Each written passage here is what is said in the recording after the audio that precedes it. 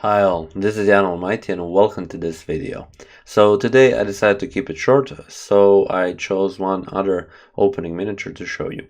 This time we are going way back in 1867, 19th century. We have a game or a match between two very big rivals, Henry Bird with the white pieces and Wilhelm Steinitz with the black pieces. You all know Wilhelm Steinitz, he was the first world chess champion, and on the other hand, for Henry Bird, you probably have heard by his opening, the bird opening.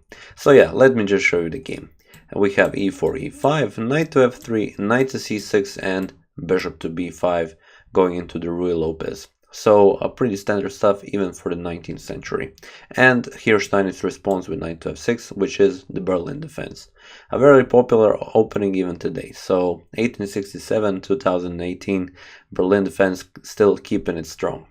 But now at this moment Bird plays a move that we don't actually see that often nowadays, or at least I haven't seen it that often, which is d4. Usually you would see castles or even d3 defending the pawn, but here as it was in 1867, a very active year of chess. So d4 straight to the center, pawn captures on d4, and now e5 decided to be very active with the pawns. So now knight to e4, and here we have knight captures on d4. And this variation isn't all that popular nowadays because, quite simply, bishop to c5 or even knight to f2 seemed like a very good alternatives. For black here, after knight to f2 and after you capture, because of course your pieces are forked, queen to h4 is the move. And to actually keep an equal game, king to e3 needs to be played. If you play something like g3, then quite simply queen to d4, after the queens exchange, black is in a much better position. So this is why it isn't played nowadays, but okay, here Steinitz played bishop to e7. Now we have castles and knight captures on d4, not going for that pawn immediately. Queen captures on d4 and knight to c5. Okay, now we would say that the position is close to equal, but Bird is very eager to put his dominant side on the table, playing a move such as f4, pushing those pawns. He is already castled, and he tries to, I would say, scare Steinitz a little bit with those pawns. And Steinitz here could have just gone castle and everything would be fine. d6 is the next move, just trying to develop the pieces. But here Steinitz thought that maybe he could catch Bird in a trap, playing a move such as b6. And b6 in itself, okay, this maybe it isn't all about the decision of developing the bishop on b7. There is actually one other catch. But Bird just ignores it and plays f5. And here we see why did Steinitz actually play b6. Now he plays knight to b3. And knight to b3 seems like a very good move to make if you are playing bullet or even blitz. And the reason is because, okay, you are forking the queen and the rook, and if white in that spur of the moment decides to, okay, maybe it's the best to capture the knight, then comes bishop to c5. Now you see the idea of the b6 move. Bishop to c5, pinning the queen, and black will probably win this game after he wins the queen. So this is why Bird once again notices the bishop to c5 and quite simply plays queen to e4. His rook is attacked, so he will attack Steinitz's rook as well. So Steinitz goes for the rook, knight captures on a1, and now Bird decides, okay, I have too much activity in this position, this bishop is very good here. I have come all this way with these pawns, and now it's time to push them even more. So f6.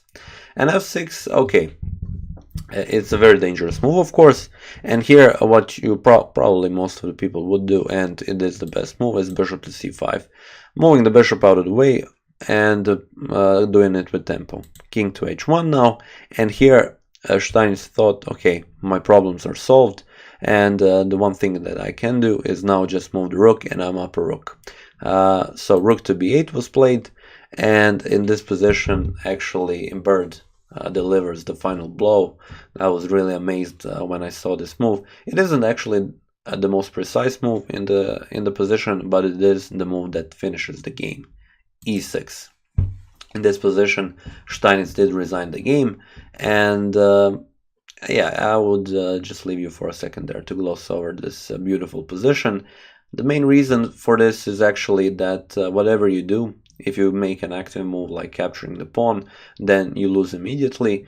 The best move actually that you can make is go castle. So let's just go over a couple of options. If, for example, you decide to capture this pawn, then quite simply queen to e6, this is with check. The pawn cannot capture, so king must come to f8. Let's say if you don't want to cover, pawn captures on g7, king captures on g7, and now queen to f7 is checkmate.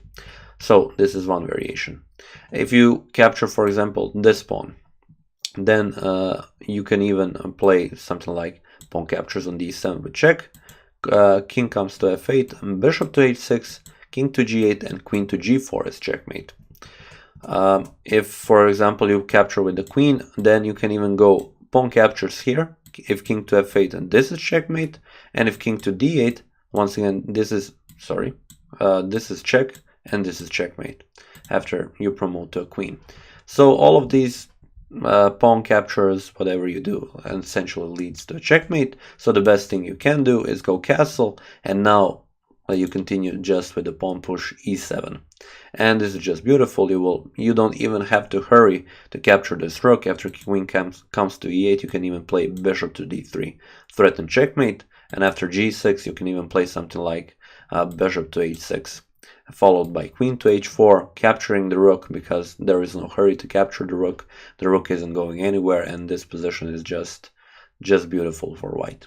So yeah, this is pretty much it. If you maybe have some suggestions or some opening miniatures of your own that you want to show me so that I can show it on the channel, definitely tell me in the comments down below. But other than that, yeah, this is pretty much it for this video. I would like to thank you for watching it, and I will see you next time.